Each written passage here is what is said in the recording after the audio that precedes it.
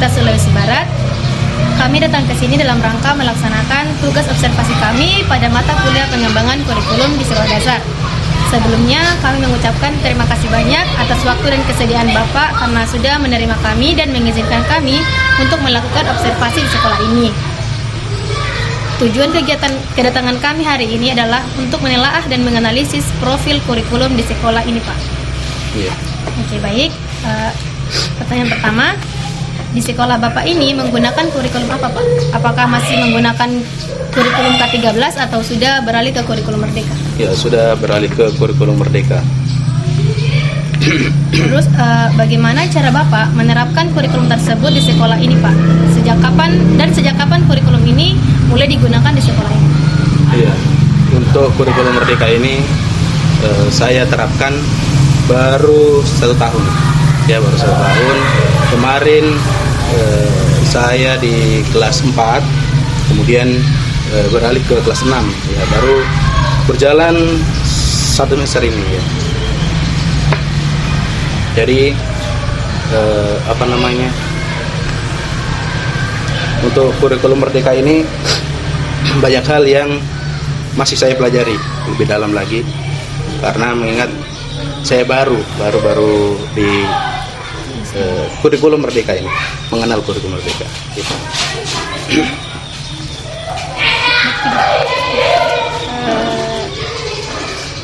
Pertanyaan selanjutnya, Pak, bagaimana proses pelaksanaan kurikulum di sekolah ini mulai dari perencanaan, pelaksanaan hingga penilaian pembelajaran? Ya, untuk perencanaan kita melaksanakan itu mulai dari KKG, ya, kegiatan KKG itu bersama-sama guru merencanakan semua, mulai dari modul ajar, terus ATP, semuanya. Kemudian pelaksanaannya ya masing-masing di sekolah melaksanakan kurikulum Merdeka tersebut. Dan yang terbaru lagi untuk kurikulum Merdeka dalam pembelajaran mendalam di sini masih baru rencana, karena sekolah lain baru ada yang masuk dalam pembelajaran mendalam. Sekolah kami belum masuk ke kurikulum tersebut.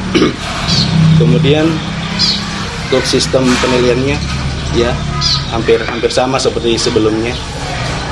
Penilaiannya ada asesmen sumatif, kemudian ada ANBK, asesmen berbasis nasional, berbasis komputer. Mungkin itu ya. Terus strategi apa yang digunakan di sekolah ini yang dikaitkan dengan capaian pembelajaran pada saat melakukan proses pembelajaran? Coba ulangi. Strategi apa yang digunakan yang dikaitkan dengan capaian pembelajaran pada saat proses pembelajaran? Strateginya saya lebih ke berdiferensiasi ya, karena di dalam kelas itu ada beberapa siswa yang tingkat kemampuannya berbeda-beda, maka saya pribadi menggunakan pendekatan pembelajaran itu berdiferensiasi. Jadi sesuai dengan apa minat dan kemampuan siswa tersebut ya, dikelompokkan. Terus apakah ada kendala yang sering dihadapi saat melaksanakan kurikulum yang sesuai dengan ATP? Kalau kendalanya ya mungkin semangat dari minat belajar siswa juga ya, semakin merupakan tantangan untuk guru, karena sekarang itu minat dan kemampuan siswa itu untuk belajar itu agak kurang. Jadi ya mungkin itu kendalanya. Jadi bagaimana kita bisa membuat strategi lebih baik lagi ya, supaya kemampuan juga minatnya belajar siswa juga meningkat gitu. Selanjutnya, Pak, apa saja alasan utama sehingga di sekolah ini menggunakan kurikulum merdeka karena sampai sekarang ini juga Pak masih ada juga sekolah yang menggunakan kurikulum K13. Ya. Jadi Alasan paling utama itu ya sesuai dengan anjuran dari pemerintah. Kita mau tidak mau harus melangkah ke kurikulum merdeka karena mau tidak mau kita harus siap dengan kurikulum yang terbaru dari regulasinya dari pemerintah. Terus Pak, bagaimana caranya sekolah menerapkan nilai-nilai Pancasila dalam proses pembelajaran, khususnya di kurikulum merdeka ini? Kalau dalam kurikulum merdeka penerapannya ya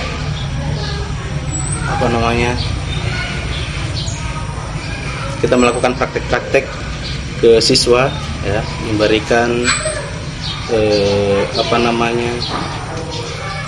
penjelasan maupun praktek paling utama itu ke nilai-nilai Pancasila yang ada. Bagaimana dia mampu mengamalkan nilai-nilai yang terkandung di situ. Kemudian kita juga di sekolah itu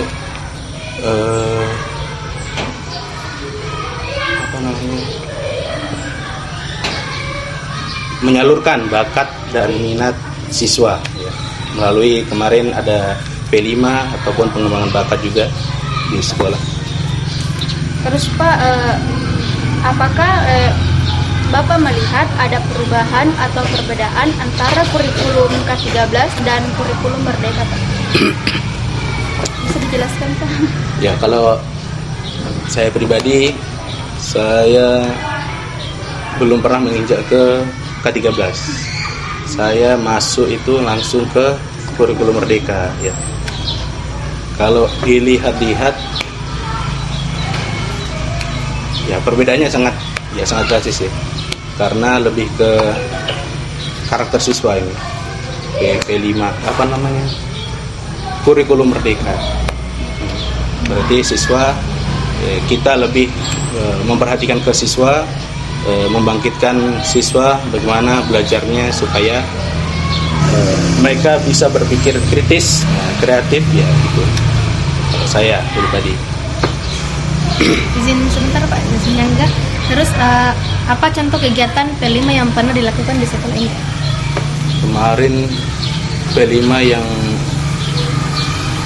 terrealisasi belum ada kemarin ya, belum ada karena selalu berbenturan. Kemarin kurikulum merdeka itu diangkat dari kelas 1 sama kelas berapa kemarin? Kelas 3, kelas 2, kelas 3. Nah, baru bertahap lagi kelas 2 ke kelas 5 dan terakhir kelas kelas 3 dan 6. Jadi 1, 4, 2, 5 terus 3, 6. Nah, saya baru pegang itu dan belum terrealisasi kemarin P5 nya. Kemudian kalau pengembangan bakat ya alhamdulillah ada.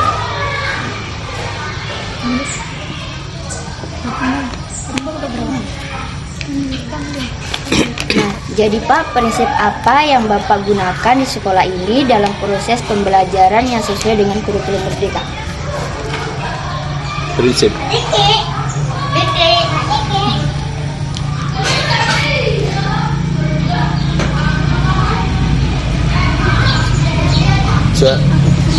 Prinsip apa yang Bapak gunakan di sekolah ini dalam proses pembelajaran yang sesuai dengan kurikulum merdeka?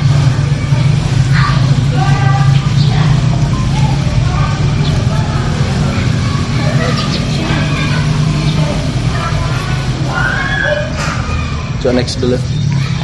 Nah, terus Pak, bagaimana cara Bapak mengajar agar setiap siswa yang seperti kita ketahui bahwa setiap siswa memiliki kemampuan yang berbeda-beda, tetapi bisa belajar dengan baik? Ya, kalau itu bagaimana saya bisa mengelompokkan.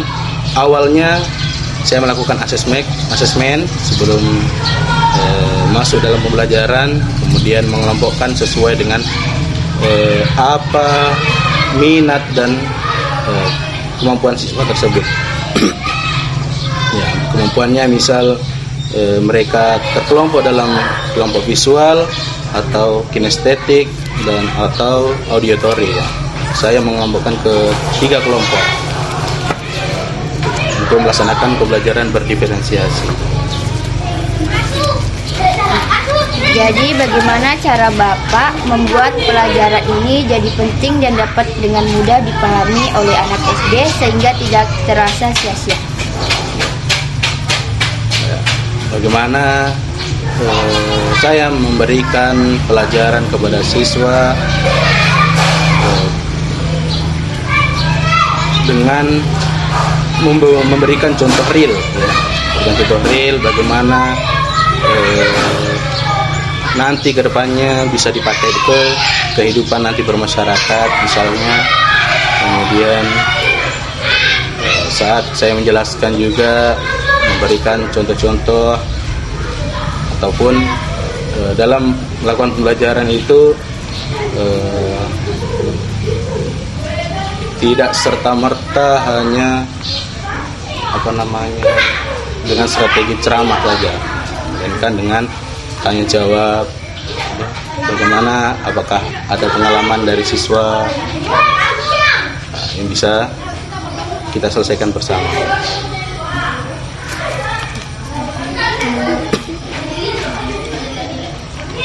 Terus Pak, pertanyaannya lagi, bagaimana cara Bapak memahami perbedaan antara tujuan pembelajaran dan capaian pembelajaran dalam kurikulum Merdeka? Ya, untuk membedakan capaian pembelajaran dan tujuan pembelajaran. Capaian pembelajaran itu nilai-nilai yang saya ingin capai. Kita cari, ada CP-nya sudah tersedia memang. Kemudian kalau tujuan pembelajarannya selalu kita berikan di sebelum pembelajaran itu dimulai. Kita ambil juga dari dari luar juga, dari internet.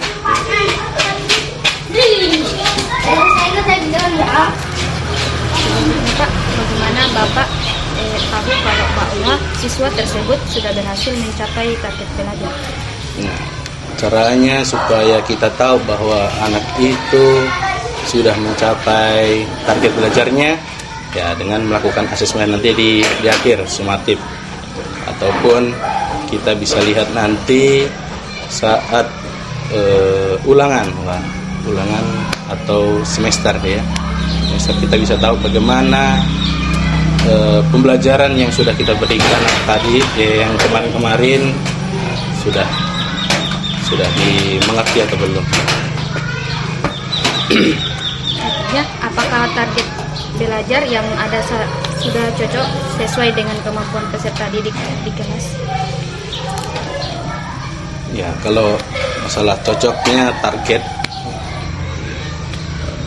saya rasa sudah, ya alhamdulillah sementara ini berjalan ya sudah sesuai dengan targetnya.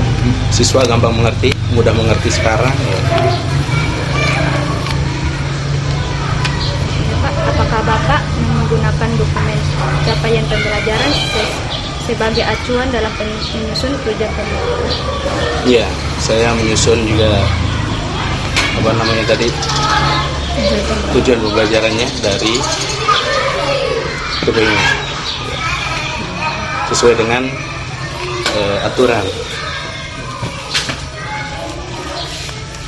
Selanjutnya, apakah alur tujuan pembelajaran digunakan sebagai dasar dalam menyusun modul ajar? Ya, ATP itu sudah terbentuk, kemudian kita memang harus memodifikasi tadi itu modul ajar untuk kita bisa berikan nanti jadi panduan untuk belajar ke siswa. Terus Pak, bagaimana Bapak menyusun dan melaksanakan capaian pembelajaran serta alur tujuan pembelajaran? Apakah CP dan ATP tersebut tidak sendiri yang susun Pak, secara individu atau bersama-sama Pak? Ya, kalau saya berkolaborasi dengan guru dan juga keluarga saya. Terus apakah ada kendala tertentu saat menyelesaikan CP dan ATP tersebut dengan kondisi siswa di kelas? Ya, kalau dilihat kendalanya dalam penyusunan itu ya kita sesuaikan dengan siswanya juga. Apakah nantinya mampukah ini siswa dengan tujuan pembelajaran tersebut? Apa harapan Bapak ke depannya terhadap pengembangan kurikulum merdeka dan pembentukan karakter siswa di sekolah ini Pak? Ya, harapannya ya, semoga ke depannya apa yang kita berikan melalui dengan kurikulum ini, kurikulum merdeka nanti siswa dapat mempraktikkan langsung dengan hal-hal yang baik di masyarakat. Kemudian untuk kurikulum merdeka ini ya sudah cukup bagus, jadi mungkin tidak perlu lagi dirubah-rubah, sudah mantap. Terus apakah ada yang Bapak ingin pertahankan dari sistem kurikulum merdeka ini Pak? Yang mau dipertahankan itu dari sistemnya kurikulum merdeka ini, dari pengembangan bakatnya juga ya, itu sudah bagus. Kemudian siswa itu berpikir kritis terus kreatif, itu sangat membantu ya. Mungkin itu yang Oke baik, terima kasih banyak Pak atas waktu dan penjelasan yang sudah diberikan kepada kami tentang informasi dari Bapak sangat membantu kami dalam memahami penerapan kurikulum merdeka di sekolah ini. Semoga hasil wawancara ini bisa menjadi pembelajaran yang bermanfaat bagi kelompok kami dan teman-teman sekalian. Mungkin cuma itu saja yang dapat kami jelaskan. Sekian dari kami. Wassalamualaikum warahmatullahi wabarakatuh. Waalaikumsalam warahmatullahi wabarakatuh.